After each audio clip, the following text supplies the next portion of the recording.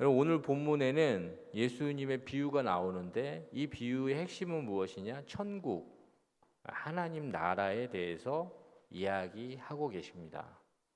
여러분, 그런데 성경에서 예수님께서 이 말씀하시는 이 천국은 하나님 나라입니다. 누가복음에는 그래서 이 동일한 내용, 우리가 읽은 본문, 이 겨자씨와 누룩 비유를 어떻게 말씀으로 예수님 말씀하시는지 우리 함께 자막을 통해서 한번 보겠습니다. 누가복음 13장 18절에서 21절 말씀입니다. 함께 봅니다. 그러므로 예수께서 이르시되 하나님의 나라가 무엇과 같을까? 내가 무엇으로 비교할까? 마치 사람이 자기 채소밭에 갖다 심은 겨자씨 한 알 같으니 자라 나무가 되어 공중의 새들이 그 가지에 깃들였느니라. 또 이르시되 내가 하나님의 나라를 무엇으로 비교할까? 마치 여자가 가루 서말 속에 갖다 넣어 전부 부풀게 한 누룩과 같으니라 하셨더라. 아멘. 아멘. 마태복음은 천국이다라고 이야기하고 있고 지금 누가복음은 같은 내용인데 이 하나님 나라를 이야기하고 있습니다. 결국엔 이 천국을 하나님 나라라고 여러분 예수님이 지금 선포하고 계시는 겁니다. 그렇다면 이 자리에 오신 분들 정도 되면 이 하나님 나라, 이 천국에 대해서는 많이 들어보셨을 겁니다. 그리고 익숙하실 수도 있습니다. 그런데 제가 왜 이 말씀을 시작하며 여기에 주목하느냐? 여러분, 하나님 나라는 우리에게 임하신 그 하나님의 나라를 우리가 경험하면 우리가 지금 소원하고 바라고 생각하는 것들, 우리가 기도하는 것들이 다 이루어지고 해결이 됩니다. 그래서 저는 사실 이 하나님 나라, 이 천국의 개념을 여러분들이 생각할 때 여러분들은 많이 들어보셨기 때문에 익숙하지만 이 하나님 나라는, 이 천국은 영토의 개념이나 공간의 개념이 아닙니다. 우리는 이 천국과 하나님 나라를 어떻게 주로 생각하느냐? 죽으면 이 땅의 생이 끝나면 가는 곳, 그리고 그곳이 바로 천국이고 하늘나라다. 이렇게만 생각하면 이건 하나님의 나라를 제대로 이해하는 것이 아닙니다. 하나님의 나라는 하나님이 다스리시는 곳, 하나님의 통치가 임하는 곳, 하나님이 함께 하시는 곳, 손길이 나타나는 곳, 이것이 하나님 나라입니다. 그래서 제가 아까 하나님 나라가 우리 가운데 풍성이 임하고 충만이 임하면 여러분이 그토록 고민하고 있는 그 영적인 고민들 해결될 것입니다. 여러분이 그렇게 소원하고 있는 그 기도의 제목들 하나님이 이루실 겁니다. 여러분이 이 현실 속에서 어떻게 해야 되는지 고민과 좌절과 고뇌에 빠진 문제, 하나님 나라가 제대로 우리에게 충만히 나타나게만 하면 해결되는 겁니다. 그래서 제가 오늘도 간절히 내가 이 자신에게 있어서 하나님이 간절하게 주시는 소원은 무엇이냐? 하나님 나라를 꿈꾸기를 원하시는 하나님의 부르심이 있습니다. 여러분, 저는 이 자리에 예배하는 모든 분들에게 하나님의 나라를 좀 소원하실 수 있는 그런 간절함이 있으시길 축원합니다. 여러분, 하나님의 나라가 우리에게 충만히 임하면 근심이 변하여 기쁨이 되는 것이고 한숨이 변하여 춤이 되고 찬양이 됩니다. 그래서 예수님께서 이 땅에 오셔서 그렇게 하나님의 나라를 수없이 얘기하는 것이고 수없이 우리에게 가르쳐 주시는 겁니다. 그래서 예수님은 우리의 아픔도 아시고 상황도 아시고 삶도 아시고 모든 걸 다 아시는 분이시지만 그분은 우리에게 무엇을 도전하시느냐? 먼저 그의 나라와 그의 의를 구하라. 그리하면 너가 바라고 소원하는 것들을 하나님이 이루실 것이다. 어떻게 가능한가? 그것은 하나님의 나라, 하나님의 다스리심, 하나님의 손길이 있기 때문에 그곳에는 당신의 눈에서 눈물을 닦으시고 당신의 아픔을 헤아리시며 다시 애통하는 것이나 곡하는 것이 없는, 마치 우리가 저 멀리 있는 천국의 개념이 하나님 나라와 함께 우리 가운데 찾아오는 것입니다. 그래서 기도하면서 정말 우리가 소원하는 그 내용이 무엇이냐? 결국엔 하나님 나라입니다. 하나님이 다스리시고 하나님이 임재하시고 하나님이 함께 하시는 것, 그것이 하나님 나라입니다. 그런데 예수님은 그 하나님의 나라를 우리가 생각하는 것처럼 이분법적으로 천국과 이 땅과 이런 개념, 장소의 개념이 아니라 다스림의 개념으로 우리에게 설명하시며 이 하나님의 나라를 어떻게 다루시는지 우리는 성경을 통해서 한번 보고자 합니다. 여러분, 말씀 누가복음 17장 21절과 마태복음 12장 28절 말씀을 연속해서 읽을 건데, 누가복음 17장 21절 말씀부터 먼저 보도록 하겠습니다. 또 여기 있다 저기 있다고도 못하리니 하나님의 나라는 너희 안에 있느니라. 그러나 내가 하나님의 성령을 힘입어 귀신을 쫓아내는 것이면 하나님의 나라가 이미 너희에게 임하였느니라. 아멘. 말씀에서는 무엇을 이야기하고 계십니까? 하나님의 성령을 힘입어 귀신을 쫓아내는 것이면 하나님의 나라가 이미 임했다. 그리고 예수님께서는 또 여기 있다 저기 있다 못하리니 하나님의 나라는 너희 안에 있다라고 말씀하십니다. 여러분, 이렇게 말씀하신 이유는 무엇이냐? 예수님께서는 이 하나님의 나라를 통치와 다스리심의 개념으로 우리에게 가르치고 계시기 때문에 예수님께서 이미 성육신하셔서 이 땅에 오신 그 사건 자체가 하나님의 나라가 이 땅에 임한 것이다라고 이야기하시는 겁니다. 그래서 예수님이 가시는 곳에 여러분, 태어나면서부터 보지 못했던 사람이 보게 되는 것이고, 걷지 못하는 사람이 걷게 되는 것이고, 거친 풍랑이 잔잔해지는 것이고, 물이 변하여 포도주 되는 것입니다. 어떻게 이런 일이 일어난다고요? 하나님의 나라, 하나님의 다스리심이 예수 그리스도로 말미암아 이미 이루어지는 겁니다. 그래서 예수님은 무엇을 이야기하시느냐? 내가 지금 하나님의 다스리심, 이 다스리심이 통치와 하나님의 임재가 예수 그리스도가 있는 곳에 함께 있다라는 것을 선언하시고, 우리 안에 그 예수 그리스도가 계신다면, 우리 안에 그 예수 그리스도가 주로 고백되신다면 그것은 성령으로 말미암아 우리 안에도 이루어졌다라고 선언해 주신다는 겁니다. 여러분, 우리 안에 예수 그리스도의 영이신 성령이 아니하시곤 예수를 주로 고백할 수 없습니다. 오늘 이 시간 예수 그리스도가 주로 고백되시고 이 예배 가운데 나의 주 나의 하나님으로 믿어지신다면 당신에게 하나님의 영이신 성령께서 오신 것이고, 그 성령으로 말미암아 여러분에게는 하나님의 다스리심과 통치와 하나님의 손길이 있기 때문에 우리 마음 안에 이미 하나님의 나라가 시작이 된 겁니다. 우리 안에 어떤 일이 일어났느냐? 그 성령 하나님으로 말미암아 사망에서 생명으로 바뀌는 그 영적인 영생의 그 능력이 나타난 겁니다. 그래서 우리는 이 생의 시간이 끝나서 가는 천국의 개념을 하나님 나라로 볼 것이 아니라 우리 안에 이미 이루어진 그 영생, 하나님께서 예수 그리스도로 말미암아 사망에서 생명으로 옮겼기 때문에 우리는 죽어도 사는 것이고 살아서 주를 믿는 자는 영원히 죽지 않을 것이다라고 말씀하신 그 하나님의 나라가 우리 안에 이루어지는 겁니다. 여러분, 그 하나님의 나라가 우리 가운데 이루어질 때 여러분, 오늘 우리가 알 수 없는 그 믿음의 세계와 능력이 우리는 경험할 수 있는 그 힘이 우리가 안에 있다라고 예수님은 선언해 주시는 겁니다. 그러나 이 하나님의 나라를 생각할 때 우리가 기억해야 될 건 무엇이냐? 이미 이루어졌지만 아직 완성되지 않은 하나님의 나라를 우리는 지금 살아가고 있다는 겁니다. 왜 그렇게 말씀드리냐? 하나님의 나라의 완성은 언제 찾아오느냐? 예수님께서 다시 오시는 날 찾아오시는 겁니다.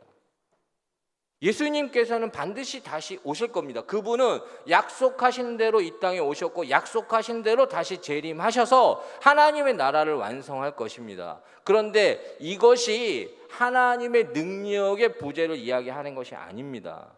많은 사람들이 이 땅에 이미 하나님의 나라가 시작이 됐는데, 이 땅에 내 안에 하나님의 나라가 시작이 됐는데 내 안에 선하지 아니하고 악하고 힘들고 괴롭고 아파하는 이 상태를 어떻게 설명할 것인가? 이 땅에 악의 문제와 이 땅에 하나님의 나라는 이미 시작됐으나 우리가 보지 못하는 그런 상황을 어떻게 설명할 것인가? 여러분, 이것은 하나님의 성품 안에 아직 이루어지지 않은 하나님의 나라는 하나님의 오래 참으심과 자비와 긍휼의 시간이라는 사실입니다. 제가 이렇게 말하는 이유는 오늘 순간순간 하나님 없이 사는 것 같은 이 땅의 현실 속에서도 하나님 믿는 우리가 어떻게 이것을 바라보는지를 하나님은 제가 읽은 글을 통해서 여러분들에게 설명해 주길 원하십니다. 제가 어떤 글을 보았느냐, 어떤 교수님 한 분이 무신론자이고 하나님이 없다라고 그렇게 아이들에게 가르쳤던 대학 교수님이 있었다고 합니다.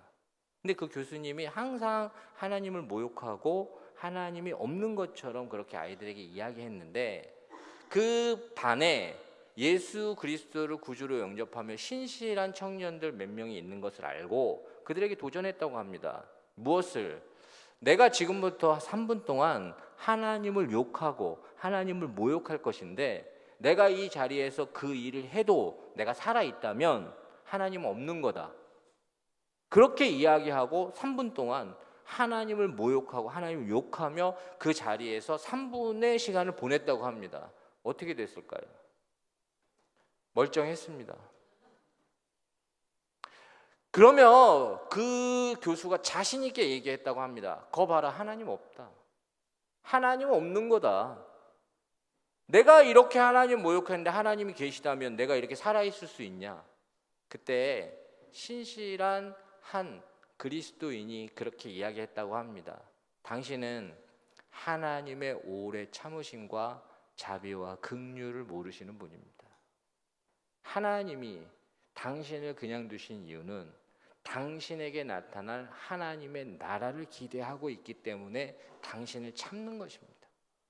여러분, 우리에게 아직 일어나지 않은, 완성되지 않은 이 하나님의 나라를 바라볼 때 하나님의 오래 참으심과 자비를 통해서 이것을 바라보셔야 됩니다. 하나님께서는 예수 그리스도를 통하여 이미 하나님의 나라가 시작됐다라고 선언하셨고 예수 그리스도가 계신 곳에 성령의 능력으로 하나님, 창조주 하나님으로 나타나시며 통치하시는 하나님, 능력이 심히 크신 하나님으로 이미 나타나셨으나 완성되지 않으신 이유는 하나님이 지금 이 순간에도 오래 참고 자비와 긍휼로 이 땅의 인생들을 보고 계시기 때문에 이런 일이 일어나는 겁니다. 그렇기 때문에 여러분이 하나님 나라를 어떻게 바라볼 수 있느냐가 여러분의 신앙과 믿음을 결정합니다. 그래서 저는 사실 이 주제가 굉장히 무겁습니다. 하나님 나라. 그래서 제가 기도하는 건 무엇이냐? 보혜사 곧 아버지께서 내 이름으로 보내실 성령 그가 너희에게 모든 것을 가르치시고 내가 너희에게 말한 모든 것을 생각나게 하시리로다. 성령께서 여러분의 영에 이 하나님의 나라를 갈망하고 소원할 수 있는 그 마음을 주시길 저는 기도합니다. 여러분이 하나님의 나라가 우리 가운데 제대로 찾아온다면 여러분, 우리가 기대하고 소원하는 그 영적인 모든 것들은 그냥 저절로 나타나는 겁니다. 하나님의 통치와 다스리심이 나타나기에.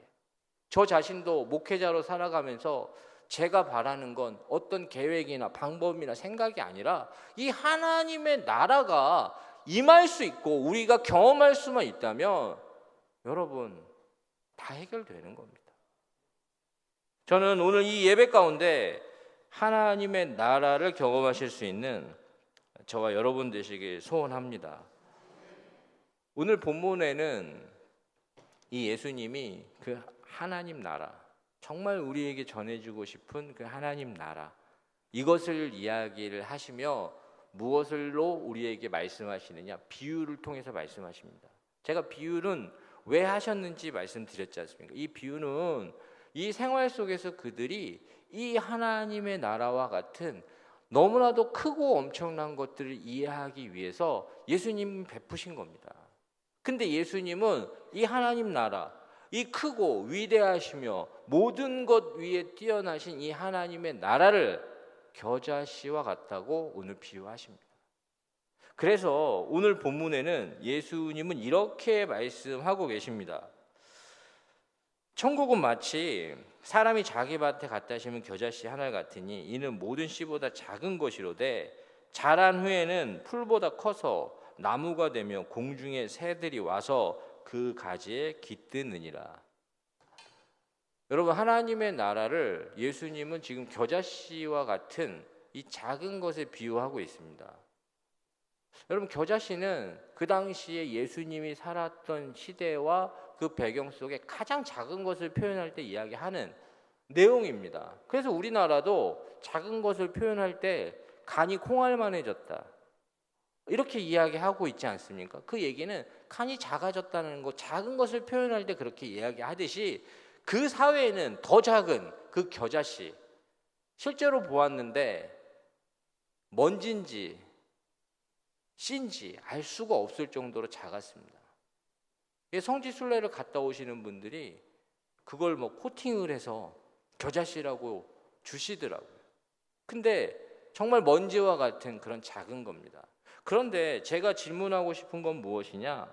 왜 하나님께서는 이 겨자씨, 아주 이 작은 것을 왜 하나님 나라에 지금 비유하고 있을까? 마치 그것이 겨자씨와 같다라고 이야기하신 그 이유가 무엇이냐? 그것은 이 하나님 나라는 겨자씨와 같이 작은 우리의 믿음을 통해서 우리에게 임하시기 때문에 그렇습니다. 여러분, 우리의 믿음을 생각해 보십시오. 우리의 믿음만큼 작은 게 어디 있습니까? 제가 목회자지만 오늘 하나님께서 너 믿음으로 행한 게 무엇이 있냐? 라고 물어보시면 겨자씨만큼 작아집니다.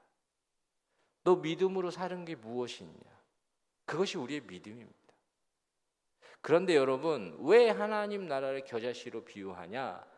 이 겨자씨와 같이 눈에 보이지도 않고 손에 잡히지도 않는 이 믿음이 모든 걸 결정할 수 있기 때문에 그런 겁니다. 여러분, 믿고 안 믿고는 정말로 아주 미세한 차이입니다. 그러나 이 믿음은 우리에게 주어진 이 겨자씨만한 믿음으로 하나님은 하나님의 크고 위대하심을 나타내시는 그 하나님이시기에 천국은 마치 겨자씨와 같다라고 말씀하시는 겁니다. 여러분, 이 작은 겨자씨는 아무것도 아닌 것처럼 보이지만 하나님의 손에 붙들림 바 되면 이것이 우리에게 크고 위대하신 하나님의 나라로 우리에게 찾아오신다는 말씀입니다. 그래서 성경을 보면 하나님의 나라가 임할 때 하나님의 나라와 임재가 나타나는 기록 중에 저는 오병이어 사건을 주목합니다.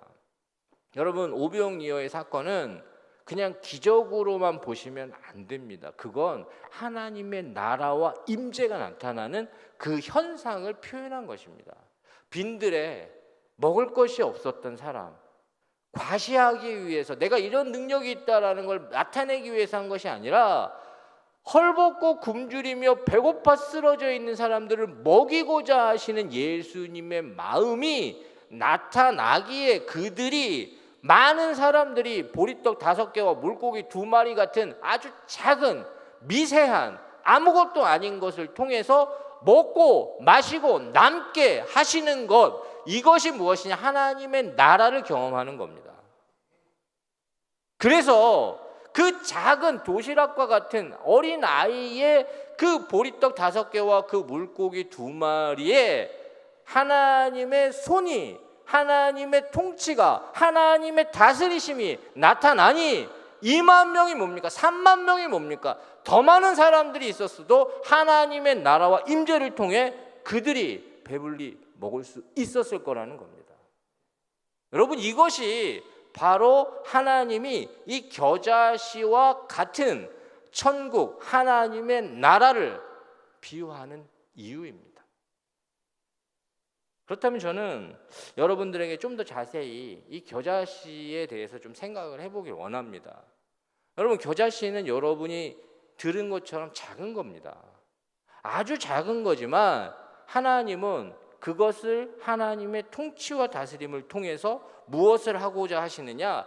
뜻이 하늘에서 이루어진 것 같이 이 땅에서도 하나님은 그것을 통해서 이루길 원하신다는 겁니다. 그래서 그것은 작은 것입니다. 그러나 그 작은 것을 통해서 하나님은 크고 위대하신 하나님의 나라를 우리에게 보내주신다는 겁니다. 그렇기에 그 작은 것을 소중히 여기는 마음이 우리 가운데 있어야 된다는 겁니다. 여러분, 예수님의 제자들 정말 아무것도 아닌 존재들입니다. 미비하고 미미한 존재. 그러나 이 사람들을 통하여 무엇을 이루셨냐? 2000년 기독교 역사의 시작을 만드신 하나님. 이것이 하나님의 나라와 임재입니다. 여러분, 초대교회의 그 미비한 사람들, 아무것도 아닌 정말로 버려진 것 같은 사람들, 정말 죽이면 죽을 수밖에 없고 사자굴에 넣어질 수밖에 없었던 그 미비한 사람들. 여러분, 그러나 하나님의 임재와 그 나라가 그들에게 나타나자 어떻게 되느냐? 그들이 전 세계 패권 국가였던 로마를 뒤집어 버립니다. 여러분, 이것이 바로 하나님의 나라입니다. 하나님의 나라는 겨자씨와 같은 것이지만, 작은 것이지만 그 작은 것을 통하여 위대한 하나님의 나라를 만드시는 하나님의 손길이 있는 것, 그것이 바로 하나님이 겨자씨와 같은 그 하나님의 나라를 설명하고 비유하시는 이유입니다. 여러분, 그렇기에 우리가 살아가는 이 시대에 우리는 정말 작은 자입니다. 무명한 자이고 아무도 알아주지 않을 수 있는 그런 존재들입니다. 그러나 여러분, 하나님은 여러분들을 어떻게 보기를 원하시냐? 여러분이 내가 비록 연약하고 작은 그런 존재이지만 하나님의 다스리심과 붙잡으심만 있다면 크고 위대한 하나님의 나라와 임재가 나를 통해서 이루어진다라는 그런 믿음을 갖기를 원하신다는 겁니다. 저는 지금 우리가 살고 있는 이 시대는 크고 화려한 걸 좋아합니다. 인터넷과 매체를 통해서 평범하게 살고 있는 우리들을 한없이 너무 작게 만드는 일들이 참 많습니다. 잘 살고 있는데 그걸 보는 순간 나는 뭐지? 근데 이게 예수 믿는 우리에게도 동일하게 나타날 때가 참 많습니다. 교회를 섬겨도 정말 위대하고 크고 놀라운 일을 하는 것이야말로 하나님 기뻐하시는 일이다라고만 생각합니다. 그러나 여러분, 하나님은 오늘 저를 통해서 분명히 말씀하십니다. 하나님이 원하시는 건 여러분의 그 작은 헌신이고 그 겨자씨와 같은 믿음을 여러분 사용하길 원하십니다. 그래서 조용히 중보 기도하는 것, 정말 한국교회가 회복하길 원하는 그 회복이 무엇이냐?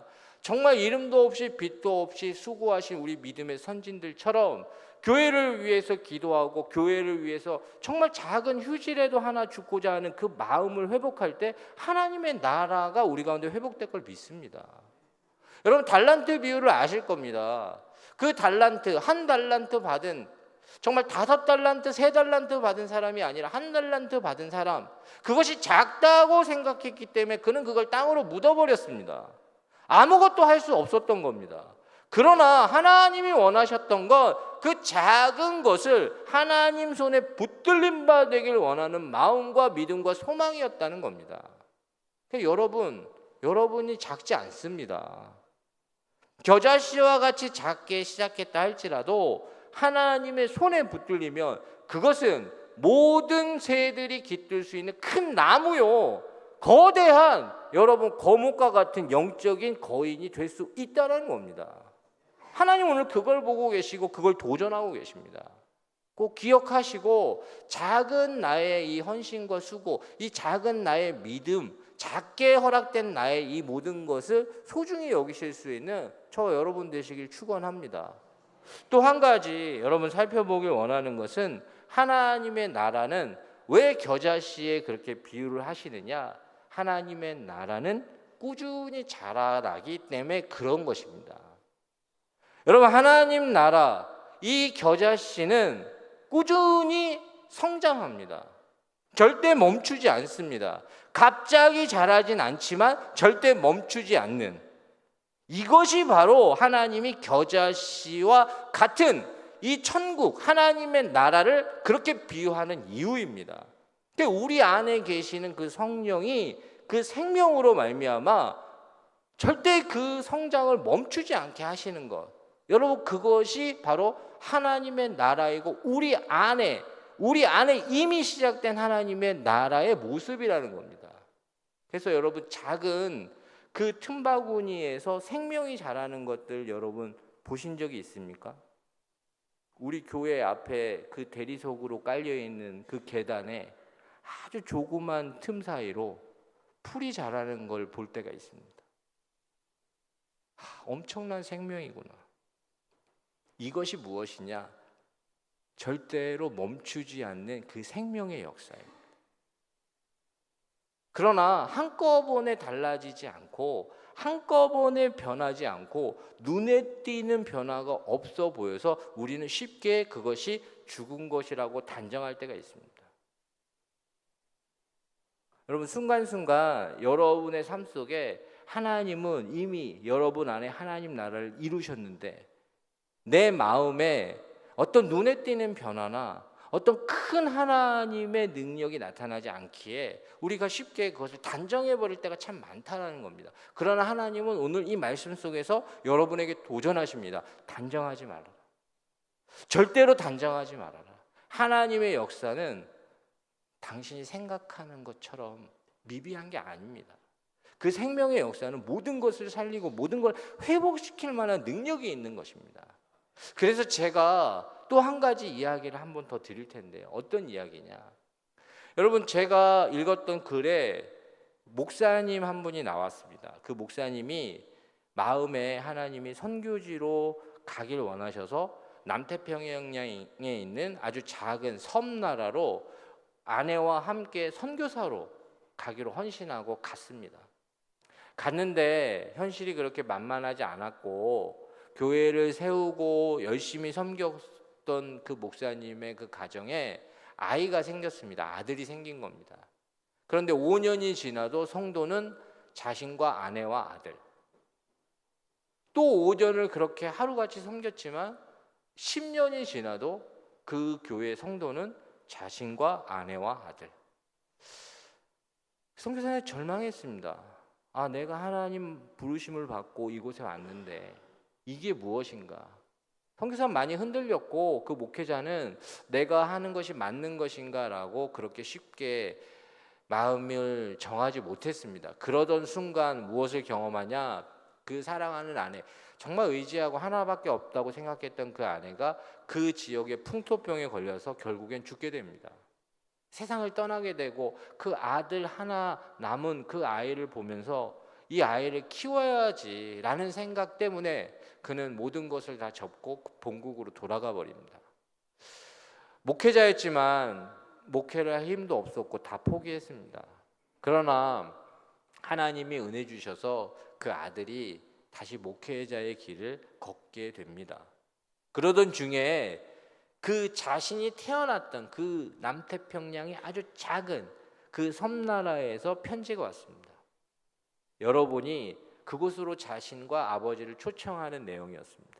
비행기표도 있었고 정말로 극진히 그렇게 자신들을 부르는 그 요청에 아버지와 함께 한번 가보고 싶은 마음에 갔습니다. 갔는데 공항이 얼마나 컸겠습니까? 그 섬나라에. 그런데 그 공항에 도착하는 순간 그들은 놀라지 않을 수 없었습니다. 무엇이냐? 플래카드에 자신의 아버지와 자신의 이름이 붙어 있고 당신이 이곳에 왔었기 때문에 우리가 예수를 믿었다라는 그 내용에 대한 플래카드와 모든 사람들이 그를 환영하는 내용이 적혀 있었던 겁니다. 무엇인가? 이게 도대체 어떻게 된 것인가? 나는 포기했는데, 나는 쉽게 그 자리를 떠날 수밖에 없었는데, 알고 봤더니 그 부부에게 10년 동안 어렸을 때부터 계란을 팔러 왔던 소녀가 있었던 겁니다. 근데 1년을 계란을 팔고 2년을 계란을 팔고 3년을 계속 계란을 팔러 다니며 그 두 부부에게 복음을 들은 것이고 믿음이 생긴 것이고 말씀을 들은 것이고 성령이 그와 함께 했던 겁니다. 그래서 모두가 다 떠난 그 교회에 그 계란 파는 그 소녀가 목회를 한 겁니다. 그래서 어떻게 됐느냐? 그곳에 그 작은 섬마을에 모두가 예수 그리스도를 믿는 하나님의 사람으로 달라진 겁니다. 여러분, 이 이야기가 무엇과 같으냐? 정말 겨자씨 같은 그 믿음, 그 겨자씨 같은 걸 하나님 나라에 비유하는 예수님의 마음은 무엇이냐? 너희 안에 있는 생명이 그런 것이다. 너희 안에 있는 말씀이 그런 것이다. 너희 안에 있는 그 성령의 능력이 그런 것이다. 단정하지 않기를 원한다. 이것이 바로 오늘 우리에게 주시는 말씀입니다. 여러분, 쉽게 단정하지 마십시오. 쉽게 하나님을 판단하지 마십시오. 하나님은 어떻게 하실지 모릅니다.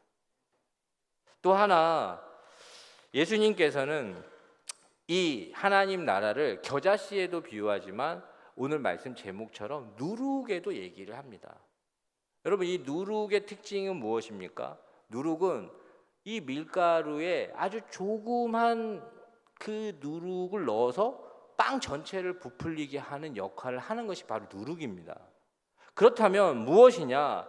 이 겨자씨는 지금 다른 어떤 걸 변화시키는 것이 아니라 자신을 변화시키고 성장시키는 것에 초점이 맞춰져 있다면, 이 누룩은 누군가에 의해서 그 어떤 것과 붙어 있음으로, 접촉함으로 그것을 변화시키는, 자신만 변화될 뿐만 아니라 그것도 변화시키는 어떤 힘과 능력이 있는 그것을 예수님은 하나님 나라라고 그렇게 비유하시는 겁니다. 그 이유는 무엇이냐? 우리는 하나님 나라가 임할 때 우리 자신도 변할 수 있지만 그 하나님 나라로 인하여 우리 가정이, 모든 것이, 우리가 만나는 그 어떤 것이 다 달라질 수 있다라는 그 말씀을 하시는 겁니다. 그래서 여러분, 신기하게 사도행전에는 성령 받은 사람이 그 누구에게 성령 받기를 기도할 때 성령이 임하는 걸 볼 수 있습니다. 굉장히 중요한 얘기입니다. 여러분, 여러분이 받으신 그 성령을 여러분이 그냥 여러분의 안에 그냥 머물게 하는 것으로 끝나는 것이 아니라 하나님 원하시는 건 무엇이냐? 성령 받은 자가 성령 받기를 위해 기도할 때 성령이 임하는 것. 여러분, 사도 바울에게 임한 성령은 그 아나니아라고 하는 정말 이름 없는 하나님의 사람이었지만 성령의 사람이었고, 그 성령 받은 사람이 사도 바울에게 성령 받기를 기도하자 성령이 임합니다. 사도 바울도 목회하면서 예배소라는 그 교회에 갔을 때 그곳에 물어봅니다. 너희가 믿을 때 성령을 받았느냐? 우리 듣지도 못했다. 그때 사도 바울이, 성령 받은 사도 바울이 그들을 위해서 기도할 때 성령이 임합니다. 여러분, 이건 마치 뭐와 같냐? 이 작은 누룩이 그 떡반죽 전체를 바꾸는 것처럼 그 작은 하나님의 영이신 성령 하나님이 우리의 그 믿음을 통해서 역사하시는 방법이라는 겁니다. 그래서 우리가 교회 내에서 그냥 우리가 익숙한 기독교 문화에만 있을 게 아니라 세상 가운데 스며들기를 원하시고 세상으로 나아가길 원하시고 그 직장과 그 가정과 그 모든 것에 하나님의 사람으로 나타나길 원하시는 게 하나님의 마음입니다. 그래서 바울은 그 자신에게 주어진 성령을 통해서 어떻게 그는 고백을 했느냐? 고린도전서 9장 20절에서 23절까지 말씀을 한번 우리가 한 목소리로 읽겠습니다. 함께 읽겠습니다. 유대인들에게 내가 유대인과 같이 된 것은 유대인들을 얻고자 하며, 율법 아래에 있는 자들에게는 내가 율법 아래에 있지 아니하나 율법 아래에 있는 자 같이 된 것은 율법 아래에 있는 자들을 얻고자 함이요, 율법 없는 자에게는 내가 하나님께는 율법 없는 자가 아니요 도리어 그리스도의 율법 아래에 있는 자이나, 율법 없는 자와 같이 된 것은 율법 없는 자들을 얻고자 함이라. 약한 자들에게 내가 약한 자와 같이 된 것은 약한 자들을 얻고자 함이요, 내가 여러 사람에게 여러 모습이 된 것은 아무쪼록 몇 사람이라도 구원하고자 함이니, 내가 복음을 위하여 모든 것을 행함은 복음에 참여하고자 함이라. 아멘. 이것이 하나님의 나라를 경험한 자의 자세입니다. 여러분, 바울은 이방인을 얻고자 해서 이방인처럼 되는 것, 유대인을 얻고자 해서 유대인처럼 되는 것, 약한 자를 얻기 위해서 약한 자처럼 되는 것, 여러분, 이것이 하나님의 나라가 임한 자가 하나님의 나라를 품고 나아가는 자세라는 겁니다. 여러분, 그럴 때 어떻게 되느냐? 그만 달라지는 것이 아니라 그로 인하여 그가 만나는 모든 것, 그가 접촉하는 모든 것, 그가 있는 모든 것, 그가 거하는 모든 것 달라지는 겁니다. 이것이 하나님의 나라의 능력입니다. 여러분, 여러분의 가정이 여러분으로 인해서 달라지는 겁니다. 여러분의 자녀가 여러분으로 인해서 달라지는 겁니다. 여러분의 직장이 여러분으로 인해서 달라지는 겁니다. 여러분, 한 분 한 분 내가 그 자리에 있으므로 하나님 나라가 함께하기 때문에 거기가 축복의 땅이 되는 것이고 축복의 장소가 되는 것이고 은혜의 자리가 되는 겁니다. 여러분, 그 마음 간직하십시오. 하나님의 나라는 이미 시작됐습니다. 여러분 안에서 시작됐습니다. 그렇다면 여러분, 이 겨자씨와 같은 이 작은 믿음을 통해서 여러분에게 주고자 하시는 하나님의 나라를 경험하십시오. 그리고 여러분이 끊임없이 그 생명이신 성령 하나님을 기억할 때 여러분은 자라날 것입니다. 성장할 것입니다. 그 속에서 한 분 한 분 세상 가운데 삶 가운데 하나님은 여러분 절대 홀로 보내지 않습니다. 여러분이 그곳에 있다는 건 이미 여러분 안에 있는 하나님 나라처럼 하나님의 다스리심과 통치가 여러분 그곳에, 여러분이 있는 곳에 있는 겁니다. 그 마음 간직하시고 다시 회복할 수 있는 저와 여러분 되시길 축원합니다.